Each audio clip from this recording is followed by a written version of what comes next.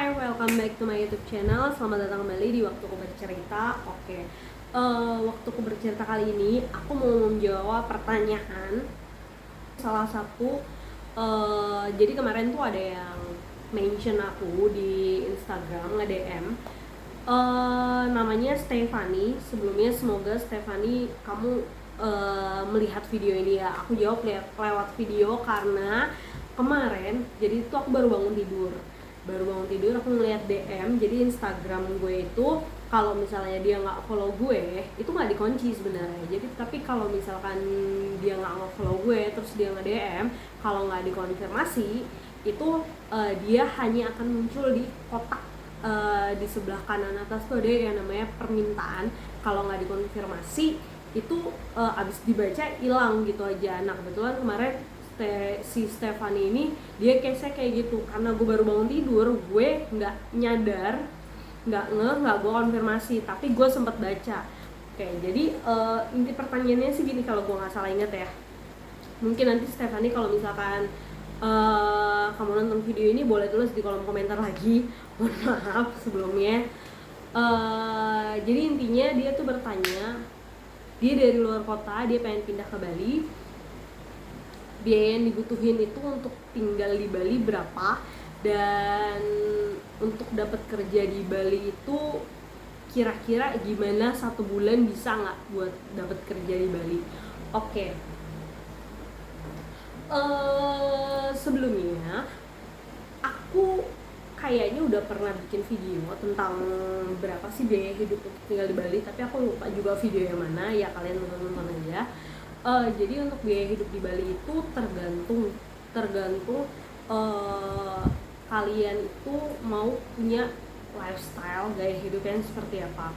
Kalau untuk pengalaman aku sendiri, jadi aku kan dari bulan Januari pindah ke sini with no job juga, sama itu biaya hidup yang aku keluarkan 1 bulan itu nggak lebih dari 3 juta. 3 juta itu udah termasuk sama kosan. Kebetulan aku bayar kosan itu 900.000. Itu sudah termasuk sama air, listrik, dan internet juga, ada wifi. Itu udah termasuk bayar kosan. Terus sisa 2.100.000, 1.500.000 itu untuk makan 30. Jadi aku akumulasinya gini, makan itu aku sehari hanya boleh 50.000. Makan 50.000 itu sehari 50.000. Gimana sih, makan hanya boleh 1.500.000, berarti karena 30 hari, sehari itu hanya boleh 50.000. Nah dalam 50.000 itu kalau normalnya kan orang makan 3 kali, pagi, siang, sore. Kalau aku kebetulan memang dari dulu sebelum aku pindah ke Bali pun aku hanya makan 2 kali sehari, jadi hanya siang dan sore atau malam. Jadi ya udah budgetnya 25, tapi karena aku ada beli bensin tuh, kadang aku kalau beli bensin tuh seminggu 25.000, sebulan itu aku ngisi kurang lebih 4 kali ya, 4 kali kurang lebih lah ya, 4 kali, jadi 100.000.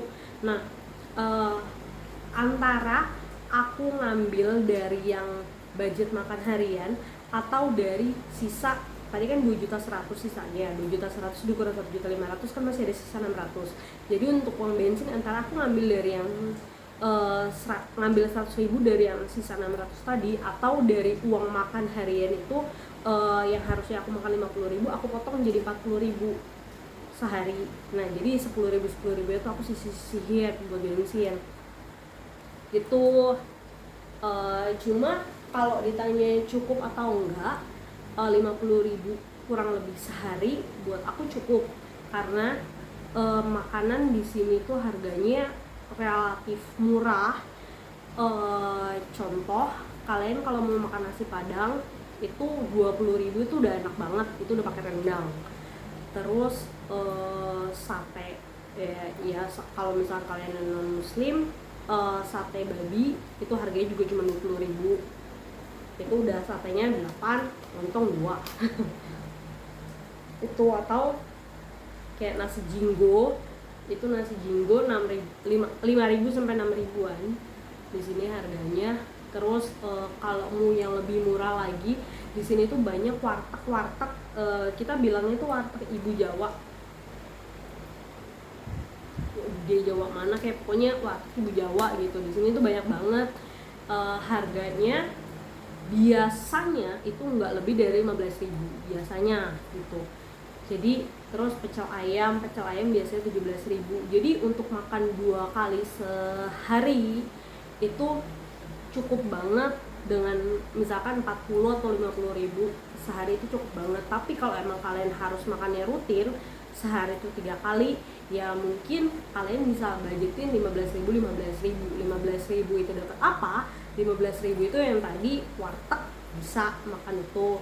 Kalau enggak ketoprak juga ada yang 15.000. Terus apa ya, tadi sate babi juga bisa, bilang aja porsinya 15.000, paling nanti satenya dikurangin, satu sate itu harganya 2.000 ya, kalian kurangin aja nanti gitu. Terus oh iya, di sini ayam geprek juga sama segitu. Ya tergantung sepinter-pinternya kalian aja sih, sepinter-pinternya kalian aja. Terus ACK, JFC di sini juga harganya 15.000 ada, bisa cukup gitu. Toh kalau misalkan 15.000 3 kali makan, berarti kalian juga masih sisa 5.000 kan.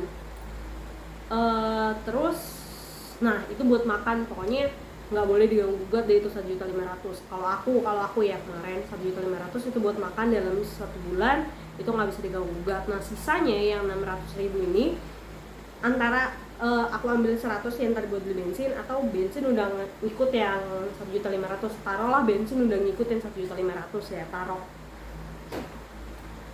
Berarti aku sisa 600.000 itu biasanya aku buat kebutuhan kayak misalkan beli sabun, terus beli air galon, terus beli gas karena kan di sini tuh aku punya kompor, tapi maksudnya pribadi ya, kompornya itu kompor pribadi, jadi aku harus beli gas sendiri. Terus nah oh iya, untuk bulan-bulan pertama kemarin aku buat menghemat budget tuh kemarin aku nyuci sendiri gitu. Jadi sama sekali nggak pakai laundry. Sekarang karena emang udah kerja ya gue capek buat nyuci ya Bo, jadi ya udah laundry. Tapi kalau misalkan ya namanya kalian lagi menghemat budget, kalian bisa nyuci sendiri, jadi tinggal beli sabun aja. Kalau untuk tempat belanja yang murah di sini tuh ada namanya Indofresh ya, pokoknya cari aja lah di sekitar kalian, agen-agen gitu juga banyak kok gitu, nggak usah takut harganya. Kalau nggak di Indomaret juga kadang suka ada yang diskon kan, walaupun ya, tapi kalau Indomaret diskon juga kadang lumayan loh diskonnya itu. Indomaret atau Alfa lagi diskon, Alfa jarang sih biasanya, cuma Indomaret ya promosi ya gitu.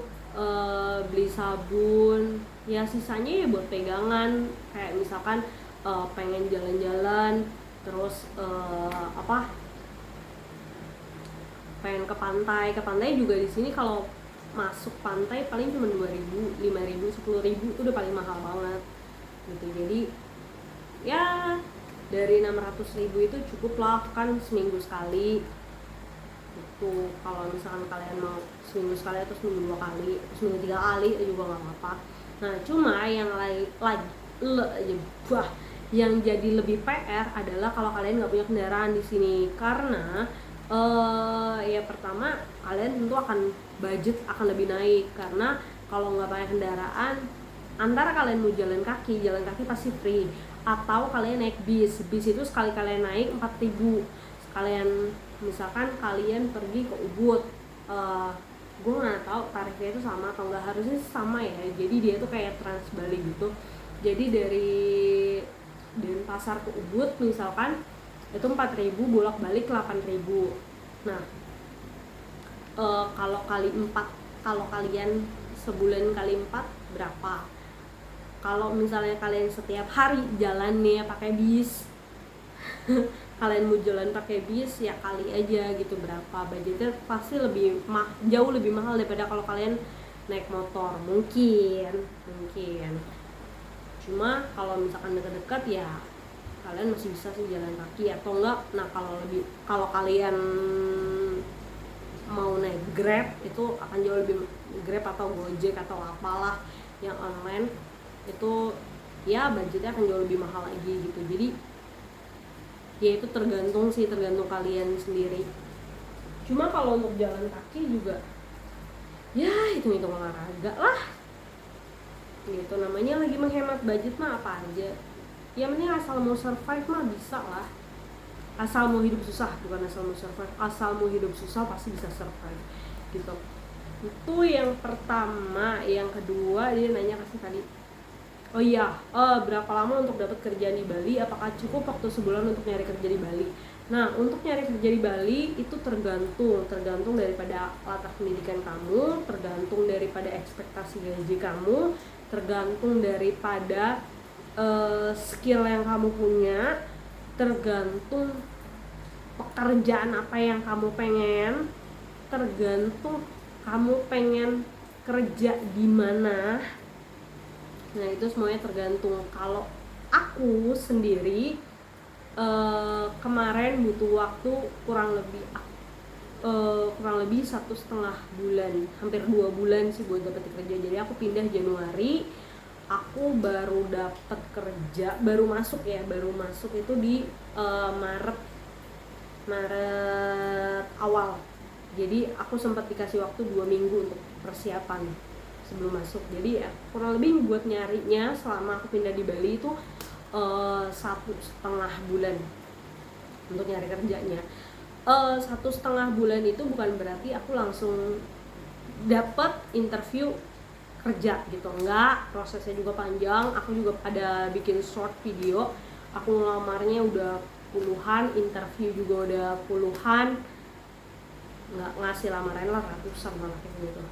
Sehari itu pokoknya gue target 20, minimal 20 lamaran gue kirim. Mau diterima mau kagak mau bodo amat, kirim aja dulu. Nah interview tuh ada lebih dari 20 kali kayaknya.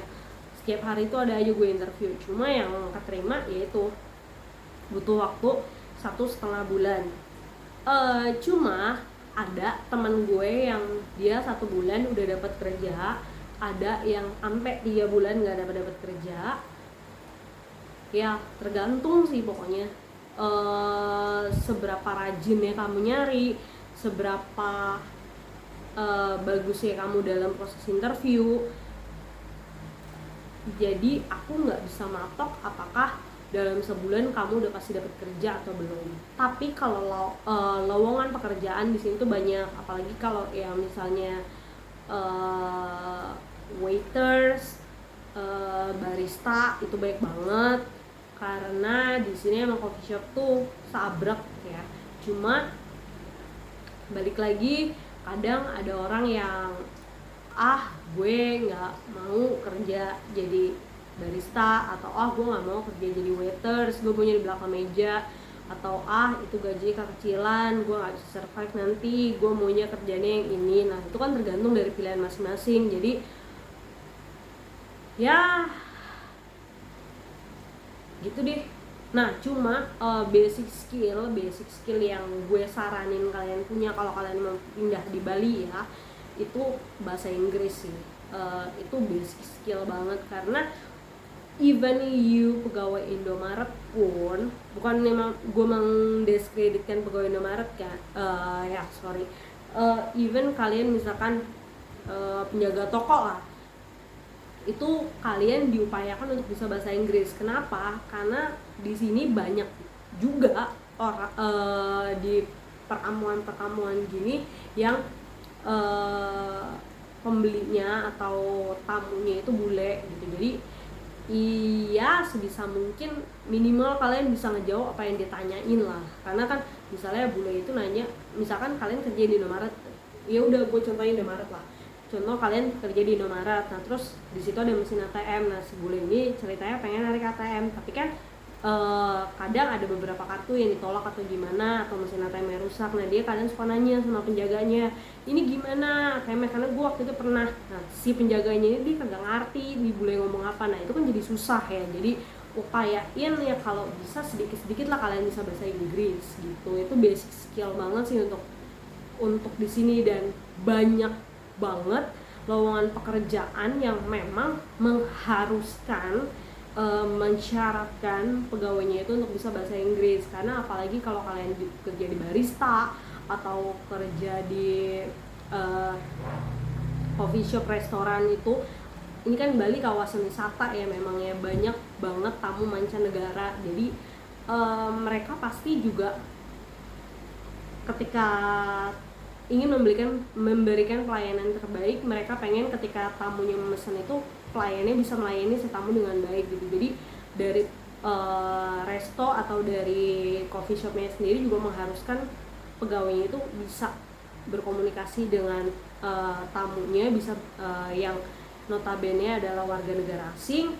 Jadi dia memberikan syarat tambahan si pegawai itu harus bisa bahasa Inggris. Dan coba deh lu searching dari sekarang deh, lu searching aja dulu sebelum lu, kalau emang lu nggak mau ngelamar dari sekarang, lu searching aja, kebanyakan prasyaratnya tuh bahasa Inggris gitu. Jadi kemarin juga sempet ada temen gue yang nanya, kalau gue pengen kerja di Bali tapi nggak bisa bahasa Inggris, aduh agak susah, karena ya gitu, kebanyakan prasyaratnya itu harus bisa bahasa Inggris minimal banget, bahasa Inggrisnya minimal lah, nggak yang harus pro expert, lu harus bisa ngomong Jesus bahasa Inggris, itu nggak perlu, yang penting bisa lah dikit-dikit gitu.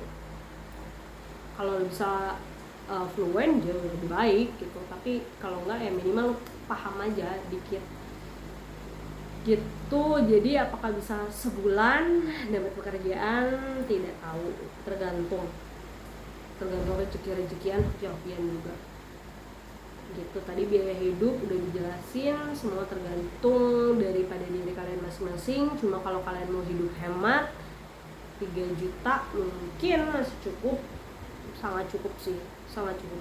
Karena gue udah pernah ngalamin. Kenapa gue bilang sangat cukup? Karena gue udah pernah ngalamin. Menurut gue sangat cukup. Jadi tergantung kalian, balik lagi ke kalian masing-masing. Tapi kalau by the way, itu 3 juta kalian nggak pakai acara ke bar atau ke klub ya. Kalau kalian mau acara pakai kenapa sih ke bir mulu? Kalau kalian acara mau ke bar atau ke klub atau ke beach club atau ke resto dan lain-lain ya, itu budget kalian ya silahkan dinaikkan lagi ya, terserah. Cuma kalau untuk minimalnya 3 juta udah sama kosan sih menurut gue udah enough gitu. Karena gue kemarin kayak gitu. Ada lagi? Mungkin kalau misalkan ada teman-teman yang mau tanya lagi, kalau misalnya mungkin kalian mau bersay hi di Instagram nggak apa-apa, tapi gue agak worry sih takutnya kejadian kayak kemarin lagi. Dia ngechat panjang banget chatnya, gue udah sempet baca untungnya, tapi ya itu karena nggak dikonfirmasi, jadi pas gue mau bales udah hilang gitu. Dan gue juga lupa nama pastinya, karena Stephanie ada angkanya 014 atau apa gitu, kayak gitu. Nah, untuk menghindari hal semacam itu, mending kalau kalian mau tanya-tanya atau apa, kalian boleh tulis di kolom komentar, pasti gue jawab. Coba deh lihat kolom komentar gue, siapa sih yang agak gue jawab, kebanyakan pasti gue jawab gitu. Dan gue usahakan bener-bener emang gue akan jawab, karena ya udah gitu, gue di sini bikin video emang untuk memberikan sebuah informasi aja buat kalian gitu ya. Oke, itu aja mungkin dari gue. Sekian video waktu aku bercerita kali ini, semoga dapat memberikan informasi tambahan untuk kalian dan semangat untuk kalian pindah ke Bali. Dan kemarin gue juga baca beberapa komentar, ternyata banyak juga yang antusias pengen move ke Bali. Silahkan, jangan lupa dipersiapkan matang-matang, dan ya sukses buat kalian semua. Itu aja, sekian waktuku bercerita kali ini. Sampai berjumpa lagi di waktuku bercerita selanjutnya. Oke, bye-bye.